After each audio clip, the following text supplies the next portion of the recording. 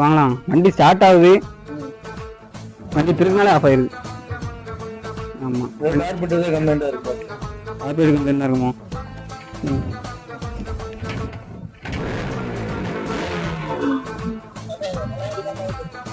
Start ஆகுது, திரும்பினா of ஆயிருது. ஏன் அப்படி ஆகுது? ஓ, சார்ஜ் ஆஃப் பண்ணா ஆஃப் பண்ண செய்யும். சாவி ஆஃப் ஆஃப் ஆகுமா?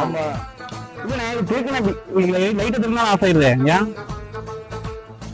இது எதுக்கு இது? சாவி சாவி சாவி ஆஃப் பண்றது சாவி கொடுத்துருக்கு.